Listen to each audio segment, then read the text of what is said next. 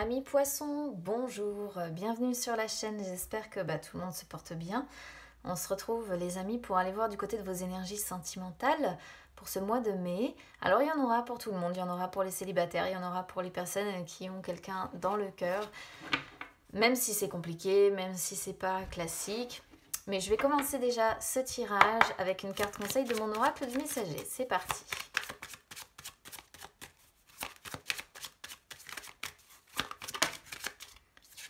Alors, on a révélé votre vérité qui sort à l'envers, ce qui montre en fait que vraiment le message est renforcé, hein, le conseil ici est renforcé.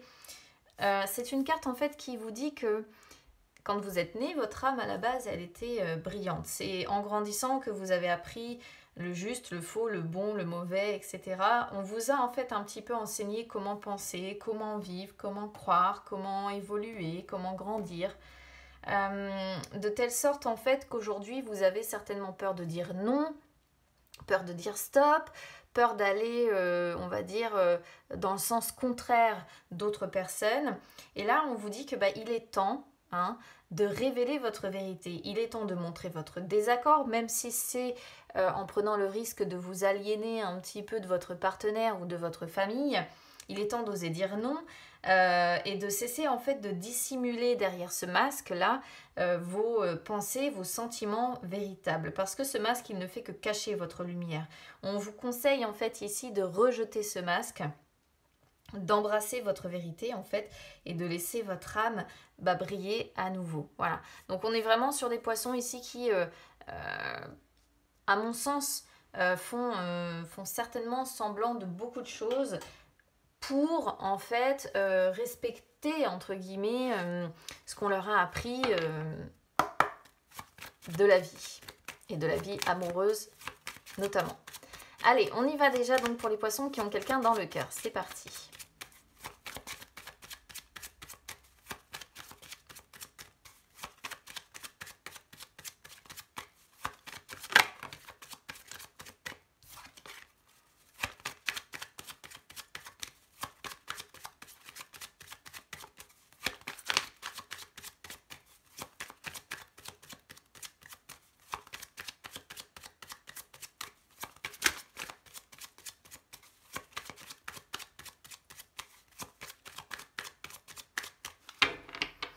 Alors, les énergies sont interchangeables, les amis.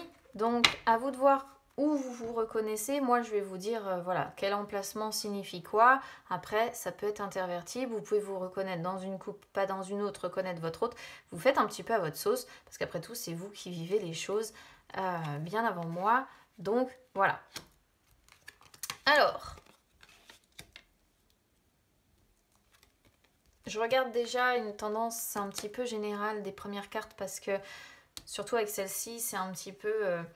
voilà, la faux, elle est un petit peu traître. Bon, c'est un petit peu complexe ici, d'où certainement la carte qu'on a eue dès le départ. On a ici des poissons qui sont engagés, mariés, fiancés, peu importe, en tout cas qui sont engagés dans une relation depuis un moment. Ici, c'est un petit peu comment vous vous projetez dans cette relation. Alors, comment vous vous projetez? La faux ici peut comment dire, représenter plusieurs choses. Soit vous avez... Alors, ça pourrait ici représenter la décision de dire on va s'unir. D'accord? Peut-être que votre envie, c'est de vous marier. Ok, ça c'est une première possibilité. Vous avez peut-être envie effectivement de passer à l'acte, de vous rapprocher, parce que la faux symbolise toujours les décisions rapides, généralement qu'on a envie de prendre. Donc peut-être que certains poissons ont envie de se marier ou de s'engager ou de se rapprocher de leur autre ici rapidement. Pour d'autres, ça peut représenter tout l'effet inverse en fait, parce que généralement la faux en plus elle coupe ce qui est à sa gauche. Et ici, ça pourrait représenter tout simplement le fait d'avoir envie de mettre fin. Comment vous vous projetez l'envie de mettre fin, l'envie de rompre ce mariage, cet engagement, cette relation dans lequel on est depuis un moment. Donc voilà, c'est vraiment à prendre en fonction de comment ça résonne avec vous. Mais ici, on peut vraiment sentir cette possibilité-là. Soit c'est l'envie de se marier rapidement, de s'engager rapidement, soit c'est vraiment l'envie de rompre la relation. Alors, du côté de votre autre, c'est un petit peu compliqué. Alors ici, on peut voir peut-être des enfants. Hein, c'est une première possibilité si vous en avez. Auquel cas, on peut voir quand même que la vie sentimentale est un petit peu un sac de nœuds entre vous quand même à l'heure actuelle. On est peut-être sur votre autre ici, essaie de peut-être se frayer un chemin dans votre labyrinthe de couple, on va dire. Peut-être justement parce qu'il y a des enfants, d'accord ? Donc on est sur une personne qui se sent dans une impasse, qui se sent peut-être retenue auprès de vous parce qu'il y a des enfants. Il y a plusieurs possibilités, mais on sent quand même une sorte de séparation entre vous, d'accord? C'est pour ça que je pars plutôt quand même sur l'idée de rupture qui plane en fait au-dessus de votre relation. Voilà, c'est un petit peu complexe ici. J'ai le sentiment qu'en fait, ouais, pour le moment, peut-être que certains restent en couple pour les enfants, mais on sent la séparation hein, qui n'est peut-être pas officielle, mais qui est peut-être dans les faits, dans les gestes quotidiens, d'accord? Après l'enfant, si vous n'en avez pas, comment votre autre se projette? Peut-être que quelque part, votre autre, de son côté, aimerait un renouveau, d'accord? Aimerait peut-être de nouveaux projets avec vous, aimerait la possibilité d'un nouveau départ. Et on est ici sur une personne qui tente de se connecter à vous, mais pour le moment, c'est un petit peu frustrant. La connexion, elle n'est pas faite, elle n'est pas encore effectuée. Les réconciliations ne sont pas vraiment là. Ça reste pour le moment dans la frustration. Bon, intention immédiate, ici, moi, ce que je ressens avant tout, c'est peut-être plutôt un homme qui est on va dire, refermé sur lui-même, un petit peu comme à l'image de ce livre ici. On est sur un caractère assez renfermé, une personne assez secrète qui ne se dévoile pas. Alors ça peut être l'un, ça peut être l'autre. Si vous êtes une femme, ça peut montrer que vous ne vous dévoilez pas à l'homme de votre cœur ou que vous avez du mal à le faire, que vous ne dévoilez pas, vous êtes assez secrète hein, peut-être. Vous avez peut-être aussi du mal à dire ce que vous avez sur le cœur. Et si vous êtes un homme, eh bien ici, ça peut vous représenter, les choses que vous gardez pour vous, que vous ne révélez pas, que vous gardez à l'intérieur de ce livre-là. Bon, la suite est tout aussi complexe quand même. Hein. Qu'est-ce que votre autre attend de vous? Aimerait vivre avec vous? Bon, on voit de nouveau quand même, je le signale, les problèmes dans la relation. Le fait que plus ou moins les chemins sont en train de se séparer. Mais qu'est-ce que votre autre attend de vous? C'est que vous vous posiez les bonnes questions en fait. D'accord? Peut-être que l'envie de séparation est plus fort de votre côté que du côté de votre autre. Et votre autre a tout simplement envie que vous vous posiez les bonnes questions. Que vous repoussiez entre guillemets peut-être votre décision justement de séparation. Votre autre a envie que vous soyez dans la réflexion, d'accord? Que vous fassiez une remise en question sentimentale. Pourquoi? Parce que encore une fois pour certains, il peut y avoir l'idée de racines familiales avec des enfants, d'accord? Peut-être que votre autre aussi, s'il n'y a pas d'enfant, attend de vous, voilà, que vous soyez dans la réflexion, que vous soyez dans la patience, d'accord? Que vous preniez vraiment le temps de la réflexion, parce que l'arbre, c'est une carte lente, que vous soyez patient, que vous soyez calme, ouvert d'esprit, pour mieux analyser en fait votre relation de couple. Voilà ce que votre autre en fait attend de vous. C'est assez clair pour moi. Peut-être aussi que votre autre attend tout simplement qu'il y ait une guérison hein, entre vous dans les problèmes relationnels que vous rencontrez. On pourrait être sur une personne quand même qui souhaite la guérison au final, donc c'est plutôt positif. Alors, qu'est-ce que votre autre redoute de vivre avec vous? Votre autre redoute de se sentir seul, en fait, dans cette relation, tout simplement. Redoute les tensions, les conflits, les disputes, redoute les contraintes, les crises, redoute les restrictions que vous pourriez apporter, les limites. Enfin bon, voilà, on est sur une personne qui n'a plus envie qu'il y ait de limites. On est sur une personne qui n'a plus envie de se sentir seule dans ce couple-là, dans cette relation. On est sur une personne qui n'a plus envie de tension, qui n'a plus envie de dispute, qui n'a plus envie non plus que vous répétiez inlassablement les mêmes schémas. Hein, parce qu'on a deux cartes qui pourraient montrer que vous avez peut-être tendance à répéter les mêmes schémas. Un coup, ça s'arrange, un coup, ça se dégrade, un coup, ça s'arrange, un coup, ça se dégrade. Et on est sur une personne qui redoute en fait de vivre ça et qui n'a plus envie de vivre ça. Alors, comment votre autre se projette là dans le futur? Votre autre a tout simplement envie de surmonter les obstacles en fait. De surmonter les obstacles, alors on voit que c'est encore une fois assez agité hein, quand même. On sent le froid, on sent que ça va être compliqué, on sent les difficultés, on sent les blocages. Mais votre autre a envie que vous arriviez en fait à surmonter ça. Pourquoi? Parce que on est sur une personne qui a envie de retrouver la confiance, qui a envie de retrouver la stabilité. Voilà, la stabilité. Parce que l'ancre, une fois qu'elle est au fond de la mer, eh bien c'est elle qui maintient le bateau relativement stable. Donc là, on est sur une personne qui a envie de retrouver sa tranquillité d'esprit encore. Hein. Sa tranquillité d'esprit, sa stabilité, sa sécurité. Parce que quelque part, c'est une personne qui est attirée par vous comme un aimant, d'accord? Il y a une sorte d'attraction comme ça qu'elle ressent pour vous. C'est peut-être pour ça qu'on est aussi sur une personne qui a envie d'un renouveau avec vous, mais j'ai l'impression que c'est plus compliqué de votre côté à vous. Après, comme je disais tout à l'heure, ça peut être inversé, d'accord? On sent un caractère assez renfermé ici, quelqu'un qui s'est refermé, qui s'est replié complètement sur lui, d'où peut-être qu'il s'est reclus un petit peu dans sa tour aussi ici. Tandis que l'autre a envie de laisser le temps faire, de laisser le temps s'écouler, a envie d'une guérison. Hein. On est vraiment sur une personne qui a envie. On est clairement pour moi sur deux personnes qui ne sont pas sur la même longueur d'onde. Donc il va falloir à un moment donné, si vous voulez, réussir à se mettre d'accord. Dialoguer, échanger, réussir à se mettre d'accord. Et on a bien un couple hein, ici quand même.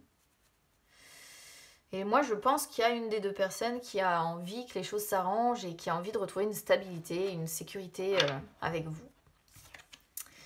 Bon, amis poissons, à vous de voir. De toute façon, il n'y a que vous qui avez votre libre arbitre, d'accord? Il n'y a que vous qui savez au fond de vous ce que vous préférez. Si c'est dire non, dire stop.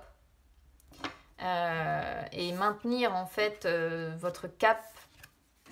Même si vous avez une personne en face qui, elle, a envie d'arranger les choses, il faut que vous plongiez en fait à l'intérieur de vous-même pour savoir ce que vous désirez. Pour moi, c'est ça, d'accord? Après, vous avez votre libre arbitre et heureusement, vous pouvez toujours décider de la suite à donner à tout ça si évidemment vous êtes concerné par le tirage parce que ce sont des énergies générales, il ne faut pas l'oublier. Alors n'hésitez pas à vous abonner à la chaîne, hein, c'est gratuit, ou à me suivre sur les réseaux sociaux, Instagram ou Facebook. C'est gratuit également, ça peut vous permettre de refaire le point entre deux. Et donc on y va. Hop. Maintenant sur les poissons qui sont célibataires.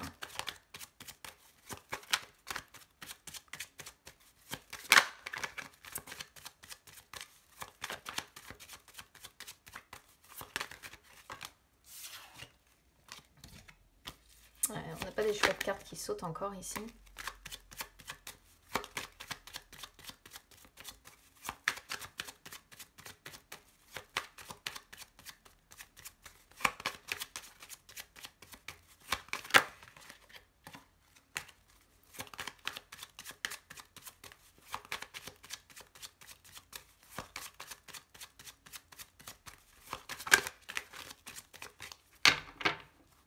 Alors, pour vous, ça ne va pas être le même tirage, évidemment, mais je vais aussi vous expliquer à quoi correspond chaque tas de cartes. Alors, ici, on est sur les énergies du passé. Donc, énergie du passé, c'est plutôt pas mal. On voit que ces derniers jours, ces dernières semaines, il y a eu une libération peut-être de vos incertitudes, il y a eu des changements, il y a eu l'arrivée, il y a eu un nouveau départ. Voilà, vous avez pris un nouveau départ, très clairement. Je vais regarder le reste. Juste pour voir. Ok. Bon, moi je pense que c'est ici un nouveau départ. J'aurais pu traduire ça par l'arrivée d'une nouvelle personne, mais j'ai pas de carte qui le confirme, si vous voulez.